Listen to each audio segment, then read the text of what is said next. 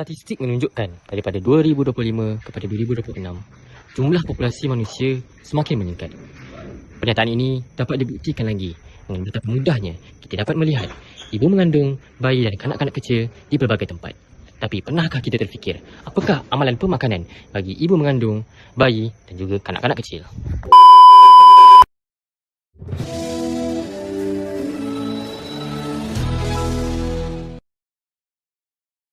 Jadi, pada hari ini saya dan rakan saya akan menceritakan tentang amalan pemakanan bagi ibu hamil, bayi dan kanak-kanak kecil. Nama saya Akias Kohim bin Ahmad Akhyar. Nombor panggilan saya adalah 20250924401010 dan saya dari unit SSM BM2. Assalamualaikum warahmatullahi wabarakatuh. Nama saya Nur Amy Hazrin Faraliana binti Ismail. Boleh panggil saya Amy. Nombor angka giliran saya 20250924401016 dari unit SSM BM2. Jadi berikut merupakan subtopik yang kami akan ceritakan pada hari ini adalah seperti amalan pemakanan ibu hamil seperti kisah pengambilan makanan tidak sihat, amalan pemakanan sihat semasa hamil, faktor yang mempengaruhi keperluan tenaga atau kalori dan nutrien dan keperluan kalori dan nutrien untuk ibu hamil. Kami juga akan ceritakan tentang amalan pemakanan bayi dan kanak-kanak kecil seperti keperluan kalori dan nutrien bagi bayi dan kanak-kanak kecil, kebaikan susu ibu kepada ibu, kebaikan susu ibu kepada bayi dan akhir sekali pengenalan makanan pelengkap bayi umur 6 bulan hingga 3 tahun, tekstur makanan, jumlah makanan, kekerapan makanan dan kepelbagaian makanan. Hari ini saya akan kupaskan tentang keperluan kalori dan nutrien untuk ibu hamil. Di sini saya sertakan infografik tentang tambah keperluan kalori mengikut trimester pemakanan ibu hamil dari bahagian pemakanan Kementerian Kesihatan Malaysia. Kementerian Kesihatan Malaysia mengatakan ibu hamil pada trimester pertama, iaitu minggu awal hingga minggu ke-12, memerlukan 80 kalori sahaja sehari, iaitu satu hidangan snack sihat pada minum pagi seperti pisang. Pada trimester kedua, iaitu minggu yang ke-13 hingga minggu ke-27, ibu hamil memerlukan 280 kalori sehari, iaitu dua hidangan snack sihat seperti sekeping biskut berjiring dan segelas susu untuk minum pagi dan minum petang. Manakala trimester ketiga, pada minggu ke-28 hingga minggu ke-40, ibu hamil memerlukan 470 kalori sehari, iaitu bersamaan 3 hidangan snack sihat pada minum pagi, minum petang dan minum malam. Ibu hamil juga bukan memerlukan kalori sahaja, malah ia turut memerlukan nutrien kritikal seperti zat besi yang boleh didapati melalui kerang, daging merah, hati dan sayur bayam, folat asid atau asid folik melalui brokoli, asparagus, kacang buncis dan oreng. Nutrien protein pula dapat diperolehi melalui ikan, ayam, telur, tahu, tempe. Nutrien yang terakhir adalah zat iodin. Zat iodin ini boleh didapati melalui ikan laut, makanan laut dan garam beriodin. Seterusnya kita lihat pada faktor yang mempengaruhi keperluan tenaga dan nutrien.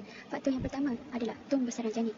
Keperluan nutrien tidak statik kerana janin melalui fasa pertumbuhan yang berbeza. Pada awal kehamilan, fokus kepada pembentukan organ yang memerlukan folat atau asid folik. Pada akhir kehamilan trimester 3, fasa pembesaran mendadak. Bayi mula membina simpanan lemak dan tisu otot. Inilah sebabnya tambahan kalori paling tinggi iaitu 470 kalori sehari diperlukan pada waktu ini bagi mengelakkan bayi lahir dengan berat rendah. Faktor yang kedua adalah perubahan fisiologi dan metabolisme ibu. Tubuh ibu mengalami perubahan besar untuk menyokong kehidupan baru. Isi padu darah ibu juga meningkat sehingga 50% untuk membawa oksigen kepada bayi. Ini memerlukan lebih banyak zat besi. Kadar metabolisme basal juga membuatkan badan ibu membakar tenaga lebih laju walaupun semasa berehat kerana jantung dan paru-paru bekerja lebih keras untuk dua orang. Dari segi hormon pula, perubahan hormon mengubah cara badan memproses gula dan lemak menyebabkan ibu memerlukan sumber tenaga yang konsisten. Jadi, amalan pemakanan sihat semasa hamil juga saya ingin kupaskan. KKM menyatakan wanita hamil perlu menitik beratkan amalan pemakanan sihat untuk kurangkan risiko kesihatan kepada wanita dan bayi. Amalan pemakanan sihat wanita hamil yang pertama adalah ibu hendaklah makan pelbagai jenis makanan dalam kuantiti sederhana dan seimbang berdasarkan panduan piramid makanan Malaysia terkini. Amalan yang kedua adalah ibu hamil perlu makan mengikut waktu makan utama iaitu sarapan, makan tengah hari dan makan malam dan gunakan konsep tingkat sihat Malaysia suku-suku separuh sebagai panduan. Ibu hamil juga perlu pilih buah-buahan, susu, yogurt, sandwich, kekacang rebus, salad, biskut atau roti penuh berjiring dan lain-lain sebagai pilihan snack berbanding makanan dan minuman manis seperti kek, coklat, pastry bergula dan lain-lain. Amalan yang keempat adalah ibu hamil juga perlu tingkatkan pengambilan makanan kaya protein, zat besi, folat dan zat iodin kerana diperlukan lebih banyak semasa hamil oleh tubuh. Amalan yang kelima, ibu hamil juga perlu pantau peningkatan berat badan semasa hamil secara berkala. Amalan yang terakhir adalah ibu hamil perlu elakkan pengambilan kafein secara berlebihan yang biasanya terdapat dalam air, kopi, air teh, minuman coklat, minuman berkarbonat dan minuman tenaga. Jadi kita sudah sampai kepada penghujungnya bagi amalan pemakanan sihat, iaitu tentang kesan pengambilan makanan tidak sihat terhadap ibu hamil.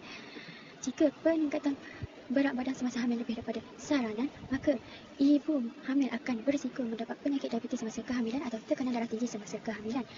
Ibu hamil juga akan lahirkan bayi yang terlalu besar atau makrosom yang menyebabkan komplikasi kelahiran atau kelahiran melalui pembedahan.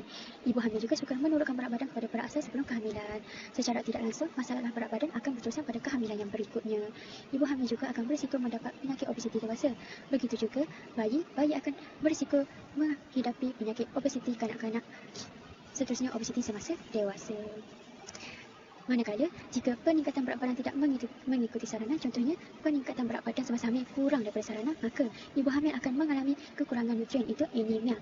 Bayi juga akan bersaiz kecil untuk umur, kurang berat lahir atau peramatang. Bayi yang terlalu kecil mungkin sukar memulakan penyusuan susu ibu, mudah mendapat penyakit perkembangan perlahan untuk umur yang sepatutnya. Bayi yang seterusnya juga akan membesar sebagai seorang kanak-kanak yang terbantuk, kurang berat badan sekiranya tidak dirawat dengan betul. Jadi, terdapat keperluan kalori dan nutrien bagi bayi dan kanak-kanak kecil. Bayi dan kanak-kanak kecil memerlukan tenaga dan nutrien yang mencukupi untuk menyokong pertumbuhan fizikal, perkembangan otak dan sistem imun badan. Jadi antara keperluan nutrien utama mereka adalah seperti karbohidrat untuk memberikan tenaga, seterusnya ada lemak untuk perkembangan otak bayi, protein untuk membina tisu, dan akhir sekali vitamin dan mineral untuk membantu fungsi badan dan meningkatkan imuniti. Anggaran keperluan tenaga yang diperlukan bayi adalah seperti untuk bayi 6 bulan ke bawah adalah 108 kalori per berat badan mereka. Bayi 6 bulan hingga 12 bulan adalah 98 kalori per berat badan mereka. Dan akhir sekali, kanak-kanak kecil 1 hingga 3 tahun memerlukan 1000 hingga 1300 kalori sehari. Keperluan nutrien yang mencukupi akan memastikan pertumbuhan yang sihat dan perkembangan kognitif yang baik.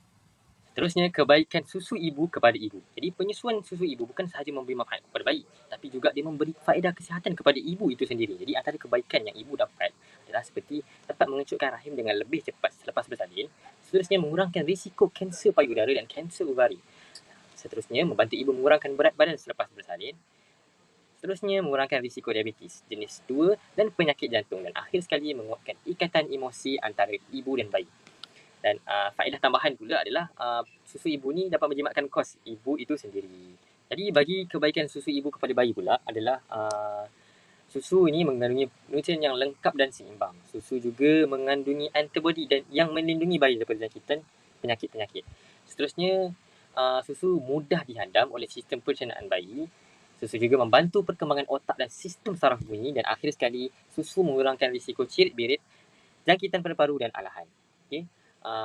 WHO, World Health Organization, menggalakkan penyusuan susu ibu secara eksklusif selama 6 bulan pertama.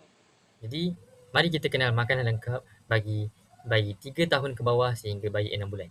Jadi, kenapa bayi 6 bulan? Jadi, bayi yang dah 6 bulan ke atas, mereka memerlukan makanan lain kerana susu ibu tidak lagi mencukupi untuk memenuhi keperluan nutrien mereka.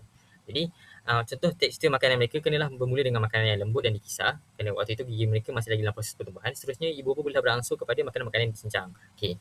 Bagi jumlah makanan pula, mereka perlulah mulakan dengan makanan 2 hingga 3 sudu kecil.